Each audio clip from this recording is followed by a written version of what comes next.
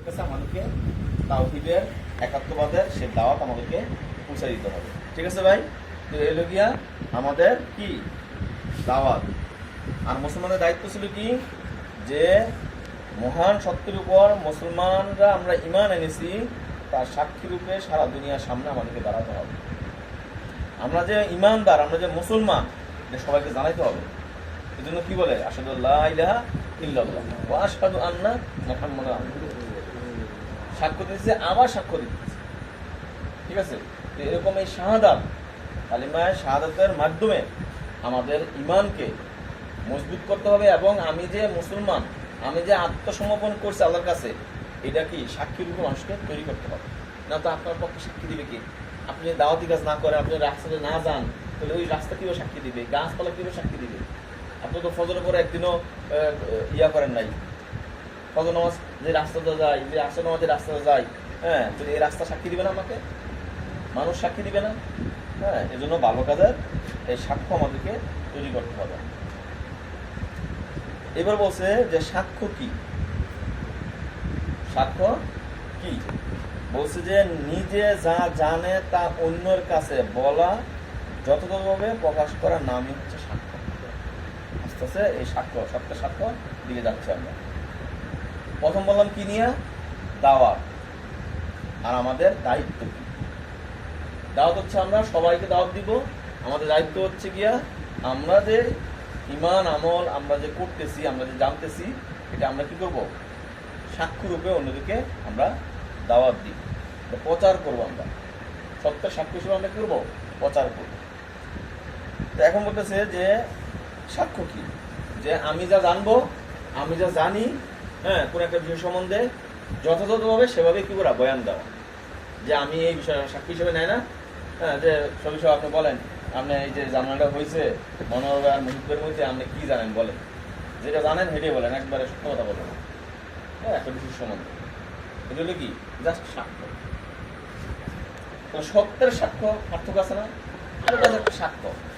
সত্যের সাক্ষ্য কি? সত্যের সাক্ষ্য হচ্ছে আল্লাহর পক্ষ থেকে নবীদের মাধ্যমে যে সাক্ষ্য এসেছে তা সরল সোজা পথ সম্বন্ধে দুনিয়ার সামনে তুলে ধরা। বোঝা গেছে? সত্যের সাক্ষ্যটা কি জিনিস? আমাদের হতে হবে সত্যের সাক্ষ্য। শুধু দুনিয়াবি সাক্ষ্য, উপায় উপকরণ দিয়ে আমরা ক্ষমতা যাব, এটা লাভ না। দুনিয়ার উপকরণ হলে আপনি ক্ষমতা দিতে পারবেন? আপনার বামদের সাথে মিলে যান, আপনি আমলের সাথে মিলে যান, আপনি অন্য এরকম ফ্যাসিস্ট অন্য দলের সাথে মিলে যান, বা আপনি বিপির সাথে মিলে যান, আপনার সামনে ক্ষমতা। তাহলে কি দুনিয়ায় উপকরণ দিয়া, ক্ষমতা দিয়া, হ্যাঁ, বিভিন্ন অস্ত্র ব্যবহার করে আপনি ক্ষমতা যাইতে পারবেন, কিন্তু সেটা কি আপনার জন্য কল্যাণ হবে? পরকালের জন্য মুক্তি হবে? কিন্তু পরকালের জন্য মুক্তি হবে না। এই জন্য বলতেছে যে এই আল্লাহর পক্ষ থেকে নবীদের মাধ্যমে যে সত্য সাক্ষ্য এসেছে তা সরল সোজা পথ সম্বন্ধে দুনিয়ার সামনে তুলে ধরা, এটা হচ্ছে কি? সত্যের সাক্ষ্য। তার মানে কি? সত্যের সাক্ষ্য হইতে হলে সেটা অবশ্যই যেটা মাহফুজ থেকে যে কোরআন আসছে, যে রাসূল আসছে, যে আল্লাহ রসুল যে পথ নির্দেশনা আমাদেরকে দিয়েছে, এই সত্য জিনিসটা তুলে ধরার নাম হচ্ছে কি? সত্যের সাক্ষ্য। আর যদি গোপন রাখি তাহলে কি হবে? আমার গুনাহ হবে। সে সম্বন্ধে সামনে আসতেছে। তাহলে বলতেছে সাক্ষ্যদানের গুরুত্ব। সাক্ষ্যদানের যদি সত্যের সাক্ষ্যদানের গুরুত্ব আমি না বুঝি, তাহলে আমার দ্বারা কি মুখটা বের হবে না। তাহলে মনে করুন আমি তো এমনি ভালো আছি, আমার কোনো জায়জামেলা নাই, কেউ আমার কোনো বিভিন্ন জায়গায় আদালতে ডাকে না, আমার কেউ ক্রিটিসাইজ করে না, আমি তো ভালো আছি, সবার সাথে মিলেমিশে আছি, ভালো আছি। বলছেন না, যদি কেউ সত্যের সাক্ষ্য দিতে না চায়, তাহলে তার জন্য, হ্যাঁ, যদি তার সত্যের সাক্ষ্য যদি সেরকম হয়, তাহলে হাসরের ময়দানে তার ফয়সালা সেরকমই হবে। বোঝা গেছে? সত্যদানের ভিত্তিতে হাসরের ময়দানে তার ফয়সালা কেমন হয়? যে সমাজে রাষ্ট্রে কি করছে, সত্যের সাক্ষ্যটা, কোরআন হাদিসের কথাটা সঠিকভাবে বলছে, তাহলে তার হাসরের ময়দানে ফয়সালা কি হবে? এরকম ভালো হবে। আর সে যদি উল্টোপাল্টা কিছু করে, তাহলে সেটা ভালো হবে। আর সত্যের সাক্ষ্যটা কি? প্রত্যেক নবীদের সুন্নাত। প্রত্যেক নবী রাসূল এসে একই কথা বলছে না? কালিমা তাইয়্যিবা লা ইলাহা ইল্লাল্লাহ, একই বলছে না? হ্যাঁ। তারপরে বলছে সত্য সাক্ষ্য না হলে তুমি জালেমদের অন্তর্ভুক্ত হবে। কি? জালেমদের অন্তর্ভুক্ত হবে। আমরা কি সত্যের সাক্ষ্য যদি নাই হই, তাহলে আমরা কি দুনিয়াতে বেঁচে যাব? দুনিয়াতে আমরা বাস্তবায়ন করছি, দুনিয়াতে আমাদেরকে ফিতনা ফাসাদ বিভিন্নভাবে আমাদেরকে জর্জরিত করতে হবে, তাহলে আমরা জালিমদের অন্তর্ভুক্ত হয়ে যাবো। তারপর হচ্ছে দুনিয়াতে যদি সবকে সাক্ষ্য না দেয়, যে বড় কথা রয়েছে লাঞ্ছনা অপমানের শিকার করে হচ্ছে না ভাই। দেখেন যে সমস্ত আলেম ওলামারা যে দেশের মসজিদের ইমাম সাহেব পর্যন্ত সব ফেলা দিতে হয়, ও আর কি বাকি আছে বলে? প্রধানমন্ত্রী থেকে সহকারে মসজিদের ইমাম সাহেব পর্যন্ত বলা। হ্যাঁ, তাহলে বোঝা যায় যে আল্লাহ তাআলা তাকে যেই সত্য দিয়া পাঠাইছিল, আলেম হওয়ার পরও সে কি ওই সত্যের সাক্ষ্যটা কি হচ্ছে চাপা দিয়ে রাখছে, এই জন্য তার আজকে এই অবস্থা। সমাজে, রাষ্ট্রে, সব জায়গায় দেখবেন সত্য জিনিস কোরআন সুন্নাহ দ্বারা এরকম চাপায় রাখছে, সত্যটা বলে নাই, হ্যাঁ, সত্যটা আদেশ সত্যটা নিষেধ করে নাই, সমাজে তাদের অবস্থাটা কি, রাষ্ট্রে তাদের অবস্থাটা কি, পৃথিবীতে তাদের অবস্থাটা কি, তারা লাঞ্ছনা শিকার হয়েছে। তারপরে সাক্ষ্যদানের পক্ষ থেকে, সাক্ষ্যদান এটা আল্লাহর পক্ষ থেকে একটা দায়িত্ব, আপনাকে সত্য কথা বলতে হবে, ঠিক আছে ভাই? তো এইগুলো সাক্ষ্যদানের গুরুত্ব বললাম। তাহলে আমরা কটা নিয়ে আলোচনা করলাম, আমাদের দাওয়াত, মুসলমানদের দায়িত্ব, সাক্ষ্য কি, সত্যের সাক্ষ্য কি, আর সাক্ষ্যদান আমরা কেন করব। 3 নম্বর হচ্ছে সাক্ষ্যদানের পদ্ধতি কয়টা। দেখেন আপনি কিন্তু মোটামুটি একটা পিএইচডি করে লিখতেছেন সাক্ষ্যর উপরে, ঠিক আছে না? আপনি যদি এইভাবে যদি জানেন এই বিষয়গুলা, তখন আপনার জন্য কথা বলতে সুবিধা হবে, আপনি জিনিসটা নিজে জানবেন, তখন আমাদের গভীরতা তত বাড়বে। এখন বলতেছে কি সাক্ষ্যদানের পদ্ধতি, সাক্ষ্যদানের পদ্ধতি হচ্ছে 2টা, একটা হলো গিয়া মৌখিক সাক্ষ্য আর হলো বাস্তব সাক্ষ্য। মৌখিক সাক্ষ্য আর কি বাস্তব সাক্ষ্য। আমরা হেদায়েত নামক একটা বই পড়ছিলাম, হেদায়েতে 2টা বিষয় নিয়ে বলা হয়েছে। এক হচ্ছে আল্লাহর সাথে বান্দার সম্পর্ক, আর এই সম্পর্ক আমরা কিভাবে তৈরি করব। সম্পর্ক তৈরি করার মাধ্যম হচ্ছে গিয়ে 2টা, এক হলো চিন্তা গবেষণার মাধ্যমে আল্লাহ তাআলার সাথে সম্পর্ক তৈরি করা যায়, তার নাজ নিয়ামত অক্সিজেন এই সমস্ত যা কিছু আছে আর কি, তার যত ধরনের নাজ নিয়ামত আছে আমরা ভোগ করতেছি না, এগুলো চিন্তা গবেষণা, আল্লাহ কীভাবে আকাশ বানাইলো, কীভাবে কী হইলো, এই যে মানুষ হইলো, নাক পেট না দিয়া নাক এই জায়গায় দিছে, হ্যাঁ, কান এই জায়গায় দিছে, কানটা তো পিছনে দিতে পারতো, অর্থাৎ সমস্ত জিনিস নিয়ে আল্লাহর এই চিন্তা গবেষণা করা। যদি চিন্তা গবেষণা করে তার ঈমান বৃদ্ধি করে। আরেকটা হচ্ছে কি বাস্তব কর্মের মাধ্যমে। বাস্তব কর্ম কি, অর্থাৎ আল্লাহ তাআলা যে বিধিবিধান দিছে, খালি তো ওগুলো নিয়ে বসে থাকলে হবে না, আল্লাহ তাআলা যে বিধিবিধান দিছে এই বিধিবিধান আমাদেরকে মানা। এই 2 ভাবে আল্লাহ তাআলার সম্পর্ক কি হবে, আমাদের সম্পর্ক দৃঢ় হবে, মজবুত হবে। তো ঠিক এখানেও এরকম 2টা বিষয় আনছে, যে সাক্ষ্যদানের পদ্ধতি, মৌখিক সাক্ষ্য আর হলো কি বাস্তব সাক্ষ্য। মৌখিক সাক্ষ্য হচ্ছে কি নবী করিম সাল্লাল্লাহু আলাইহি সাল্লামের মাধ্যমে, হ্যাঁ, আমাদের নিকট যে সত্য এসেছে তা বক্তৃতা ও লিখনের মাধ্যমে মানুষের কাছে সহজলভ্যভাবে তুলে ধরা। বুঝা গেছে ভাই?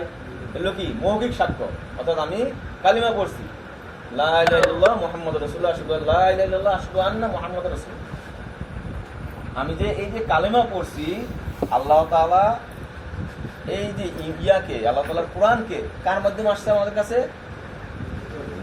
নবীর মাধ্যমে আসছে। কোন ফেরেশতার মাধ্যমে? জিবরাইল আলাইহিস সালামের মাধ্যমে, ঠিক না? এই যে আসছে সত্যটা, এইখানে যে যে সত্য বিষয়গুলো আছে, আমরা যেরকম ঈমান আনছি, আমরা যেরকম জিনিসটা সত্য আমরা জানছি, এগুলা সহজ সরলভাবে বক্তৃতা ও লিখনির মাধ্যমে মানুষের কাছে কি ওরা তুলে ধরা, এগুলো কি মৌখিক সাক্ষ্য। এটাকে নাম কি মৌখিক সাক্ষ্য। এবং দাওয়াতের সকল পদ্ধতি প্রয়োগ করা, হ্যাঁ, জ্ঞান বিজ্ঞানের সকল উপাদান ব্যবহার করে ইসলামকে একমাত্র সঠিক পরিপূর্ণ জীবন বিধান হিসাবে মানা এবং প্রতিষ্ঠিত বাতিল মতাদর্শের দোষটি তুলে ধরা। খালি একটা করলে হবে না, সৎ কাজে আদেশ করলে হবে না, কাজে নিষেধ করতে হবে। যে কালমার্ক্স লেনিনে মানব রচিত বিধানে এই তার ব্যর্থতা, আর কোরআন সুন্নাহ যদি মোতাবেক যদি দিন এবং রাষ্ট্র এবং সমাজ ব্যবস্থা নিজের যদি চলি, তাহলে এই তার সফলতা। ঠিক এই 2টা জিনিস তুলে ধরতে হবে, অ্যাডভান্টেজ এবং ডিসঅ্যাডভান্টেজগুলো আমাদের তুলে ধরতে হবে। তাহলে কি ইসলামের প্রকৃত সত্যের সাক্ষ্য হিসেবে আমার ভূমিকা থাকবে। এটা হচ্ছে গিয়া মৌখিক সাক্ষ্য। এবার বাস্তব সাক্ষ্য কি? এই যে আমরা যা মুখে বললাম, ইয়া আইয়ুহাল্লাযীনা আমানু লিমা তাকুলুনা মা লা তাফআলুন কাবুরা মাকতান ইনদাল্লাহি আন তাকুলু মা লা তাফআলুন। সূরা সাফের 2 নম্বর আয়াতে আল্লাহ তাআলা বলছে যে তোমরা এমন কথা কেন বলো যা নিজেরা করো না। বুঝা গেছে ভাই? এবং বলছে কি আল্লাহ তাআলার কাছে অতি গর্জিত একটা কাজ, এবং আল্লাহ তাআলা খুব রাগান্বিত হন যখন তোমরা বলো কিন্তু সেটা নিজেরা করো না। ঠিক আছে? এই জন্য বলছে যে বাস্তব সাক্ষ্য যে আমরা যে বললাম, আমরা লিখনি আল্লাহ তাআলা মহত্ব তুলে ধরলাম, দাওয়াত ইয়ার মাধ্যমে তুলে ধরলাম, কিন্তু আমরা নিজেরা যা মুখে বলা হয় তা বাস্তবায়নের মাধ্যমে মানুষের সামনে তার সত্যতা প্রমাণ করা এবং সৌন্দর্য এবং কল্যাণকারিতা প্রদর্শন করা নয়। বাস্তব সাক্ষ্য করতে গিয়ে আপনি যদি লোক দেখানো কাজ করেন তাহলে এটা কোনোভাবেই কাম্য হবে না। আপনার ইসলামের সৌন্দর্য, আপনার লেনদেন, আপনার কথাবার্তা, আপনার আমল, আপনার পরিবার দিয়েও কিন্তু ইসলামের সৌন্দর্য ফুটে উঠতে পারে। কি ফুটে উঠতে পারে না? আমরা যে আমাদের ইসলামের কর্মী, আপনার পরিবার তুলে ব্যাপারটা কি ইসলামের খুব সৌন্দর্য তুলে দিচ্ছে? হয়েছে? হইল না। আমি একজন রোপণ, আমার মেয়ে পর্দা করে না, আমার বউ পর্দা করে না, আমার মা পর্দা করে না, আমার বোন পর্দা করে না, তাহলে কি ইসলামের সৌন্দর্য খুব ভালো করে ফুলে উঠতেছে? তার মানে কি আমার এই রোপণীয়ত, আমার এই কর্মী, আমার এই কোরআনের এই সামান্য জ্ঞান কোনো আসলই পাওয়ায় নাই। তার কারণ হচ্ছে কি ওই যে লিমা তাকুলুনা মা লা তাফআলুন। ঠিক আছে? আমাদের বায়ুর কথা, হারুন ভাই কথাটা বলছে যে এই আসর যে পড়বে, আসর পাওয়ার জন্য নিজেকে আমল করতে হবে। এই হচ্ছে কি বাস্তব সাক্ষ্য। সাক্ষ্য কত প্রকার? 2 প্রকার, মৌখিক সাক্ষ্য আর লাগিয়া বাস্তব সাক্ষ্য। ঠিক আছে? আচ্ছা, এই যে সাক্ষ্য দিবেন, এটা পূর্ণত ভাবে কখন? যখন আল্লাহর দ্বীনকে পরিপূর্ণভাবে আমরা মানতে পারব। সাক্ষ্যদানটা পরিপূর্ণভাবে কখন? যখন সমাজে, রাষ্ট্রে কি হবে? পরিপূর্ণভাবে আমি আমার দ্বীনকে মানতে পারব। ইসলাম প্রতিষ্ঠা না থাকলে দ্বীনকে পরিপূর্ণভাবে মানা সম্ভব নয়। সুতরাং দ্বীন প্রতিষ্ঠার মাধ্যমে সাক্ষ্যদানের পূর্ণতা সম্ভব। আমরা কি খালি মৌখিক আর বাস্তব আমলই করলাম, আর আমরা যদি এটা প্রচেষ্টা না চালাই তাহলে কি এটা পূর্ণতা পাবে? পূর্ণতা পাবে না। আপনি পড়াশোনা করছেন, প্র্যাকটিক্যাল সবই করছেন, কিন্তু আপনি পরীক্ষা অ্যাটেন্ড করেন নাই, তাহলে পূর্ণতা পাইলো? সফলতা আসবে? আসবে না। ঠিক আছে না? ওই ভাই মশারির উদাহরণ দিছে, আপনি সবই করছেন সফলতা পাওয়ার জন্য, মশারি কামড় থেকে বাঁচার জন্য মশারি কিনছেন, সবই করছেন, কিন্তু অর্ধেক বাইরে অর্ধেক ভিতরে, হবে? হবে না। এই জন্য তার পরবর্তী পদক্ষেপটা হচ্ছে কি, আমাকে যদি আমি পূর্ণতা কোনো কিছু পাতে চাই, সফলতা পাইতে চাই, তাহলে আমাকে কি করতে হবে? দ্বীন প্রতিষ্ঠার মাধ্যমে এটাকে সফলতা পাওয়া দিতে হবে। ঠিক আছে? এই জন্য যদি পরিপূর্ণ যদি ইসলাম না মানা যায়, হ্যাঁ, তাহলে কিন্তু এটা পূর্ণতা আপনি পাবেন না। আপনি ইচ্ছা করলে আজকে সুদ বিক্রি লেনদেন বন্ধ করতে পারবেন না। ইচ্ছা করলে আপনি সমাজের সবগুলো জিনিস আপনি দূর করতে পারবেন না। কারণ কি, সেই রাষ্ট্র যে ক্ষমতা, রাষ্ট্র যে পাওয়া, এটা এমনি দোয়া দ্বারা কোনোদিন হবে না। আপনার বুড়ি হয়েছে, বুড়ি আপনাকেই কমাইতে হবে। আপনার আগাছা আপনারই কমাইতে হবে। এটা দোয়া দ্বারা যদি হয়ে যেত তাহলে আল্লাহ রসুলের এত কষ্ট করতে হতো না। তাহলে আল্লাহ রসুল ওই জায়গায় মসজিদ নববীতে বসা দোয়া করলে, আল্লাহ তুমি দাও, ইসলামী হুকুমত কায়েম করে দাও, তাহলে হয়ে যেত। সে সক্ষমতা আল্লাহ রসুল ছিলেন, কিন্তু আল্লাহর তো বিধান তো এটা না, আল্লাহর সুন্নাহ তো এটা না। ঠিক না? এই জন্য আল্লাহ রসুলকে এতগুলো যুদ্ধ অংশগ্রহণ করতে হয়েছে, এত কষ্ট পেতে হয়েছে। ইসলামী আন্দোলন যুগে যুগে যারা করতেছে তাদেরকে একই অবস্থা হইতেছে। তাহলে এখন যদি আমরা এই সত্য গোপন করি, তাহলে আমাদের শাস্তি কি হবে? হবে না? কোন জায়গায়? দুনিয়া, পরকালে? কোন জায়গা হবে? বলছে না যে লাঞ্ছনা অপমানের শিকার হবে সত্য যদি গোপন রাখে। এখানে তাই বলছে যে যদি কেউ সত্য গোপন করে তার ইহকালীন শাস্তি এবং পরকালীন শাস্তি, 2 জায়গায় শাস্তি পেতে হবে। ঠিক আছে ভাই? বইটা ছোট, কিন্তু বইটা কিন্তু খুবই ছোট, কিন্তু ইনফরমেশনগুলো অনেক। ঠিক আছে? এটা কি মাওলানা মওদুদি খালি কথা? আর যেটা মানুষ বলে আর কি, একটু মনে করে দেওয়া আর কি, তাহলে মাওলানা মওদুদি কইছে খালি কথাগুলা?